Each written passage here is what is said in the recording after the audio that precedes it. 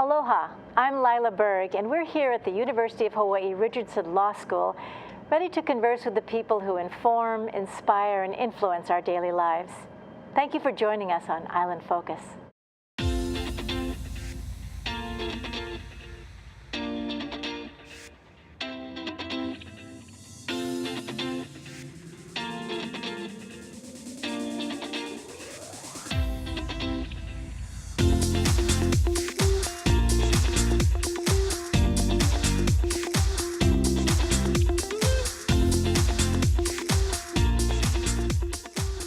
The law school is actually quite young.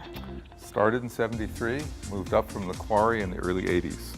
My goodness, and I've never been inside here, and I love the greenery, and I love the tradition that you have. Isn't this nice? So we are a face-to-face law school. As you can see, there are a lot of places for people to sit and to talk and to enjoy themselves and relax, but then someone up there might say, wait a minute, where's that paper I was expecting?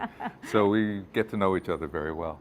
And this particular garden is valuable to us because Judge Burns, who recently passed away, kept it for many years after he was mandatorily retired. This was one of the things that occupied his time, and he hung out with us. But what he did, the two families were very close, the Burns family, the Richardson family.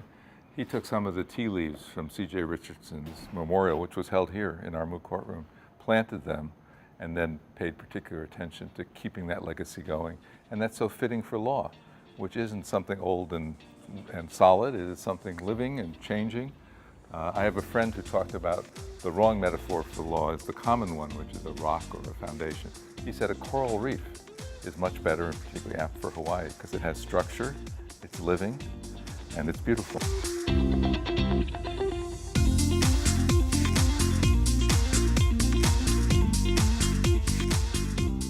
Mahalo for tuning in to Island Focus and joining me in conversing with Clarke Bright, the bandmaster for the Royal Hawaiian Band. How wonderful to see you again. Aloha. Pleasure to see you again, too. With all of the career placements that you've had, this is probably one of the most special. It's an honor, truly an honor and a privilege. Never thought I'd have that opportunity, but when it did become a possibility, I jumped at it, knowing what Hawaii's music has done for me, and to be able to be a part of a culture where I can learn more about Hawaiian music and how it impacts the community and how we have kept our traditions alive through Hawaii's music and dance. And the history of the Royal Hawaiian Band it takes your breath away, doesn't it? It does, and the more I do it, the more I learn about it. The band was formed in 1836. By King Kamehameha III. At that time, with some of his travels, he had seen brass bands around, primarily from Europe, and he wanted his own band. So he started one, and it wasn't much initially. It kind of got going with a small group, and it had some good times and some bad times, but it really wasn't until 1872 when Henry Berger was hired as Hawaii's most prominent director and musician, and as our queen would say, the father of Hawaiian music. It wasn't until he came and brought from Prussia his style of music and creating a hybrid of Viennese waltzes and his Bach and Strauss background to Hawaiian music. And the collaboration, I think, continued to put the band on the map, and it was because of his efforts that the band gained in prominence, and for 43 years he led the organization through really tough times, through the overtake of the Hawaiian monarchy, through government transitions. But it was because of his staunch belief and love for not only his music but Hawaii's music that the band really remains what it is today. And the integration and the synthesis, you know, the assimilation of classical music with Hawaiian music, there's no place in the world. Literally, there really isn't. And we are the only full-time municipal band in the country. But the combination of what we can provide is unique and rare. We often have visitors, directors of bands or music that come to our concerts. and they want to steal our repertoire because it's so unique. They haven't heard it, and of course we don't let it out. It's only unique to who we are as a Royal Hawaiian Band. The combination of what we can do to preserve Hawaiian music and culture is really, really special. And so if you had a message to young people, or actually anyone who is a budding musician or even just has a love for music, what might that be? One, and most important, is to really love what you are doing.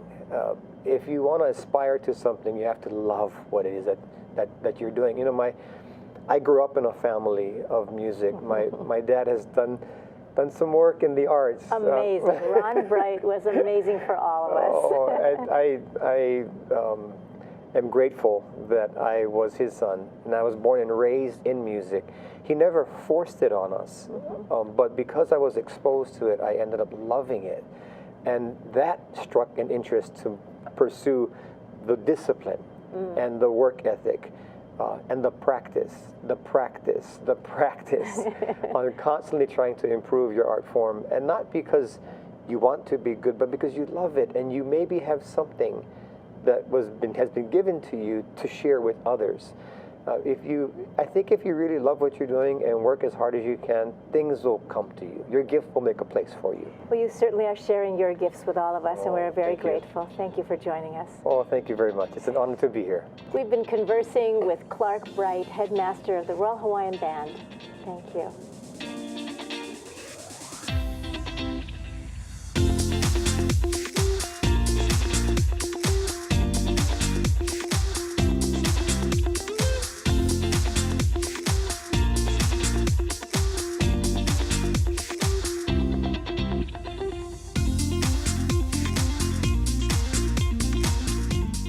We're here at the University of Hawaii Richardson Law School with Honolulu Council member Trevor Ozawa. Thank you for joining us, and thank you for taking the time. Thank you. Happy to be here. So this is your first term, and how is it? Good. You know, I've been able to get a number of things accomplished at the city.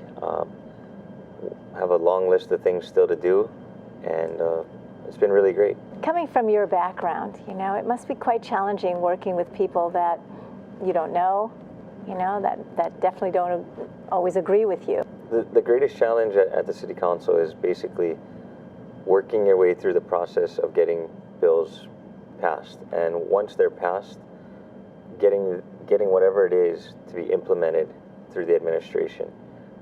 You can see funding requests put in that may sit there for years, even lapse, and then you have to restart the process, and it feels like a lot of effort has been lost. And just really seeing it through from the idea all the way to implementation just takes so long. And with your generation in mind, with the technology and wanting things so quickly, it must be really, really frustrating. Oh, it's definitely frustrating. I mean, there are things though that we can get done quickly. Like recently, we just had a bill that I introduced with regard to making it free for all kids 0 to 17 years old to be able to play at our municipal courses for free. Huh. And that took 3 readings and went through the process and is becoming a law very soon. It's once the mayor either signs it or lets it pass, which he'll sign it. That's something that's really, really cool because it's actually going to be implemented July 1st. Kids will be able to play free. It doesn't cost the city and county any money. No, the beauty of this is actually, last year there was about 3,000 rounds played by juniors at about roughly $19 a pop. So if you just do the basic math, it's about $60,000. What I did was I increased the non-golf ID holding golfers fees by $10. So there's about 7,000 of those people, most of which are from out of town. So if you increase that by 10, that's 70,000. We It balanced. The math, yeah. We actually make more money. Oh, and well, we give free golf to juniors. Yeah, that was very creative. And you also have a love for animals. I do. I have a passion for our zoo. You know, it's squarely in my district, right in Waikiki, in Kapilani Park, and I just have a passion of trying to improve the zoo as an institution and as an organization that I think can be run much more efficiently, and especially when you compare it to other zoos that around the country.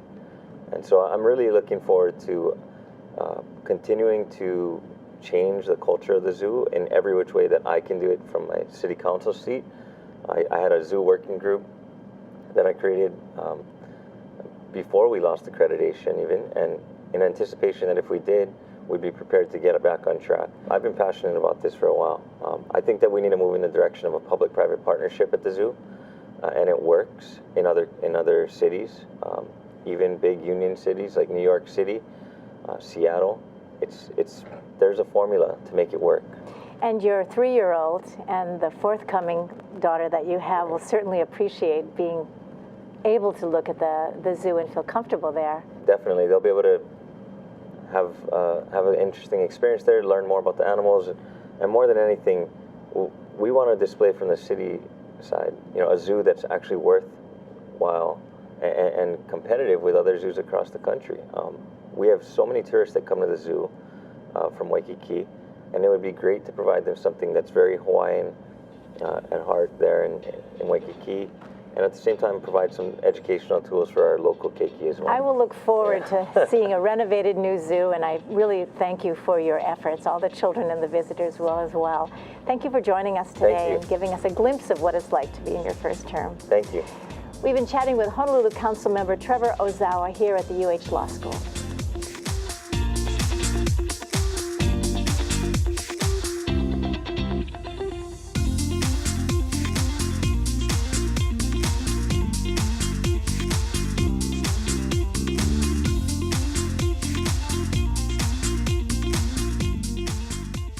I'm here with Dr. Avi Soifer, Dean of the UH Law School. Thank you for joining us, and thank you for taking the time. Very glad to be here. What is it like to be the Dean of the Law School, the only law school in Hawaii? Well, it's a great pleasure and an honor to be the dean here. The William S. Richardson School of Law had to be fought for by C.J. Richardson and his allies, and I think we're realizing their dream, which is opportunity for people from Hawaii in particular, not all of whom want to be lawyers, but to have leaders in Hawaii. And we recently had a reaccreditation visit every 7 years, went very smoothly, but one of the accreditors said this is the only law school that she'd ever seen in which the students already know they have a role in the community.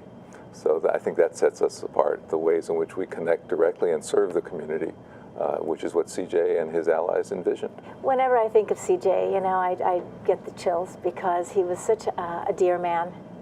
Much like yourself. Well, thank you. Now that is a great compliment. Thank you. And when you bringing the self into the law field is also part of what this school is about. That's absolutely right. Context matters, and the law isn't out there somewhere just to be found in books. It's lived, and it's lived every day, and it's not as foreign a language as people think. So we're very pleased to have a high school program, for example, this summer, in which public high school students in 1 week learn enough about the law that they could put on a quite impressive mock trial. They also got to go downtown and see judges and meet with justices and legislators and so on. The law really is made by people. Yes, and we were chatting earlier about how the enrollment has increased. To what do you attribute that? Well, it's a recent bump, and I think it's a recent bump because the rule of law has looked to be very important. And in many ways, Hawaii has reason to be proud because of our role, that is our judges, our federal judges, and our Attorney General, in calling attention to some of the basics of the separation of powers and of rights when the executive, in my view and in the view of many, went much too far. Some are calling it the Trump bump, but we shall see. But also lawyers were the ones with the first executive order. They were at the airports, and they were at the airports very quickly. So they're also being called first responders. And here in Hawaii, we're so community driven. This school in particular is focused on that. That's right. We are all over the community in ways that our students, as I said, kind of lead the way in some ways. But the faculty, we serve the community through our clinics, through outreach, through externships. Our students asked for a pro bono requirement, doing things for nothing under legal supervision before they could graduate. More than 20 years ago. And the faculty said, sure. So here are students asking for another graduation requirement. That really is unusual, if not unique. So I gather you're very proud of the school. I understand that. At graduation, when you look at the faces of your graduates, what is a feeling that you have? Great pride, great joy that we share. And then you look out at the audience. We do it at Andrews Amphitheater, so it's open air and beautiful. By the time we're through, it's starting to be dusk, and our students are covered with lei. But we're also the only law school that has a hula as part of graduation, for example, which is a tribute to the parents and the significant others who've helped our students get through it. Law school isn't as onerous as people think it is, but it still takes a lot of work to get through. So we really have exceptional students when they come to us. We try not to ruin their devotion, their commitment to the community and to public interest, and I don't think we do. A lot of law schools kind of beat it out of them, but we encourage it. Well, and I think your spirit certainly speaks as a leader of the law school and a member of the faculty. One parting thought that you want to share? Well, you mentioned Chief Justice Richardson, and he was a model of how you could be gracious and a gentleman and fight successfully for something very important. So that's one of the highest compliments I've ever had, I think, to be compared to C.J. Richardson. And we were able to give him an office, and he came and he hung out with the students. And that's the kind of law school we are. The students support each other in ways. I've been in law teaching forever. I've never seen it anywhere else, even approaching the way our students are there for one another. Well, and thank you for being with us and for us at Island Focus. Appreciate your time today. Very glad to be here. Thank you. We've been chatting with Dean Avi Soifer of UH Law School. Thank you for joining us.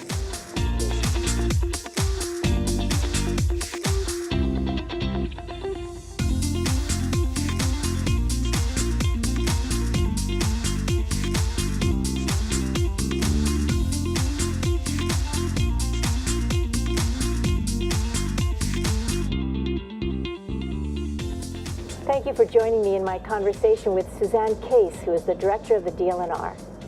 Thank you, too, for being here with us. Pleasure. Thank you for having me. DLNR, that's a mouthful.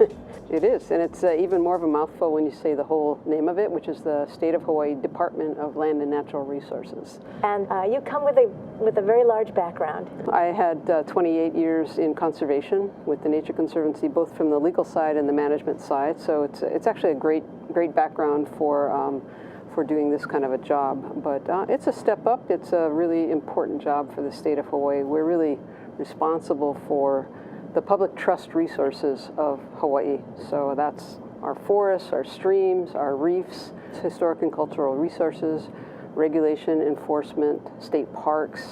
It's really, our kuleana is about a quarter of the state, although often it's the quarter of the state that is most out of sight, out of mind. So, you know, what we're trying to do is make sure that we steward those resources properly and enhance the public's ability to be in it in a responsible way. Stewardship and enhancement of pleasure, or I guess of community engagement as well. Yes, very is much. The two visions that you have, Yes. two missions. Yeah. It's the stewardship to make sure that we're actually properly caring for our resources. But they're also everybody's resources, and so it's a process of balancing use and making sure when people use our resources, we do it in a way that that will continue into future generations.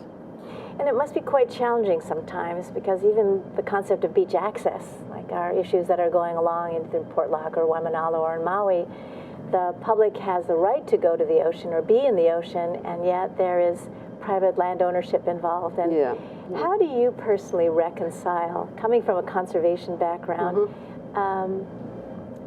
this responsibility for the public trust? You know, I mean, my real passion is the outdoors, and so that's partly making sure the outdoors are what they are, and partly like how do you, what do you like to do in the outdoors? Do you like to hike? Do you like to fish? Do you like to swim, dive, be in it? And so, I mean, those are really big issues. So, for example, at Kalalau on Kauai, we've been working really hard to enforce the laws that we have that create it as a wilderness area. And that's really hard to do, because we're sort of loving Hawaii to death in a sense. I mean, when I grew up, our population was half of what it is now, and our visitor industry was certainly half, at least, if not less than that. And but all those people are here because we love Hawaii, and so when you go out into Hawaii, and you have to be careful not to overrun what makes it so special. So Kalalau has been overrun, and so we're working really hard the last couple of years to bring enforcement in, clean up, trash pickup, and make sure everybody has their permits, and really cut down on people who are there without proper access into our wilderness areas. Public trust has always been really important to you. These are our land and water and ocean resources that we inherit. We inherit from previous generations, and we give them on to future generations. And so the whole point of this is to make sure that we use them properly or leave them alone when necessary, in order to make sure that they can recover and be there for our future generations. And that's the public trust. These are all of our resources. They don't belong to anybody in particular, and yet they're shared by all of us. So how do we manage that so that it's fair? People have a voice in it. Nobody overruns it. I mean, it's a delicate balancing act, and one that's really dependent on good communication, fair decisions, and often you don't make everybody happy because you have to make a decision. Yeah. And but you try. Thank you so much for being the chief steward there. You do it very gracefully. Thank you. Thank you very much. We've been chatting with Suzanne Case, Director of the DLNR in the state of Hawaii.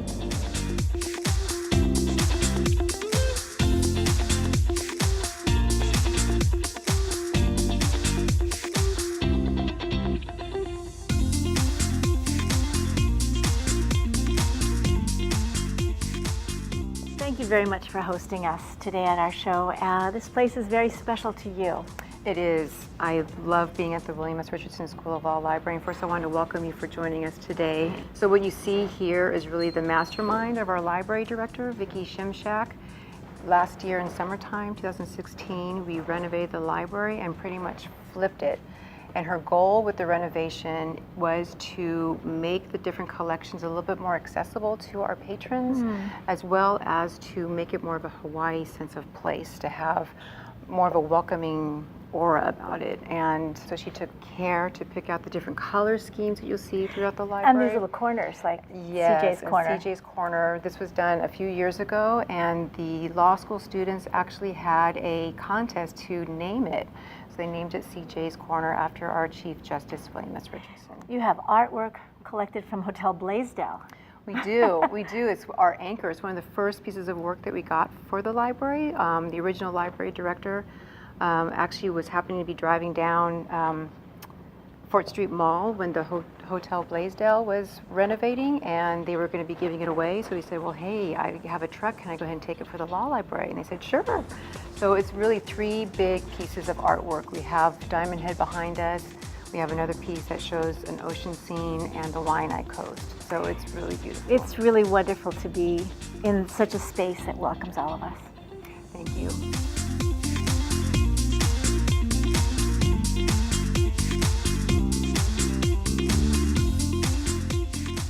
I'm at the UH Richardson Law School with Gerald Shintaku, who is the president of the Hawaii Food Bank.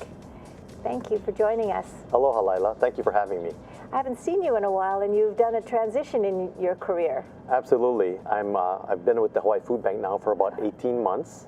Prior to that, I was working for a big national food company for about 27 years, both here and in locations on the mainland.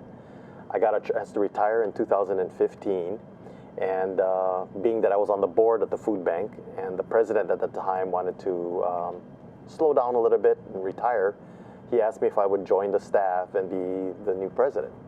So 18 months later, I'm enjoying every day that I go to work. You make it sound so easy. You know, your role is extremely important in our state. I know that you serve a lot of people.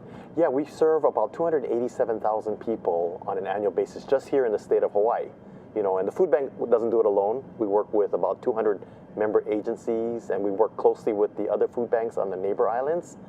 But, you know, we've got a great solid team of people that are very passionate in what they do. So it makes it really, really rewarding to come to work. It's a lot different than what I used to do. How does the food bank actually operate? Well, we rely on a lot of community support.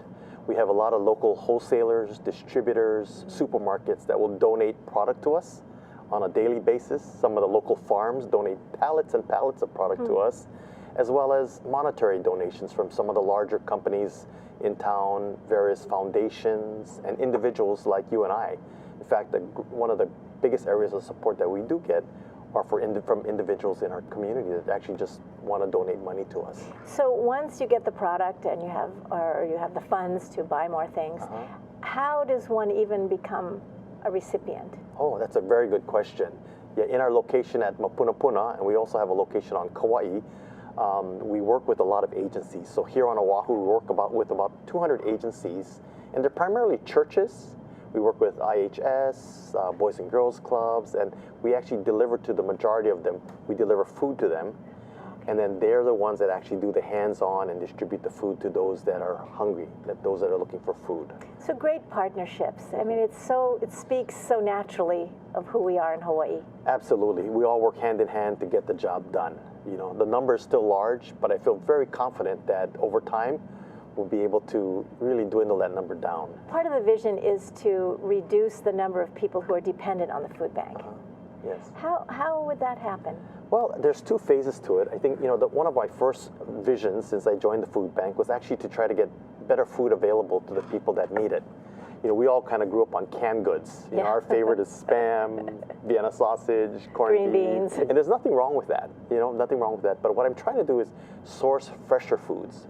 More produce, more dairy products, so that we can add to the mix of product that we supply the agencies and those that need food, So that's kind of step one. And then step two, in terms of trying to reduce the number of people that are dependent on us, is maybe through some education.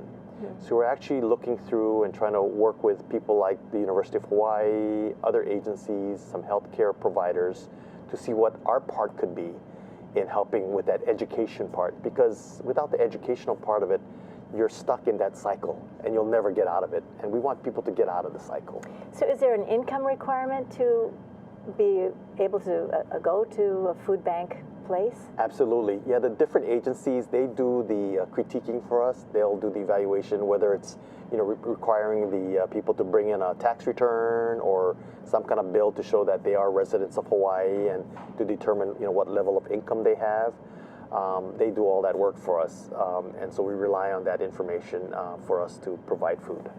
Well, it's wonderful to know that there's a helping hand with the food bank, and thank you very much for joining us today and giving us a little more information on how it works. Thank you very much. Thank you for having me. We've been chatting with Gerald Shintaku, president of the Hawaii Food Bank. Thank you for joining in.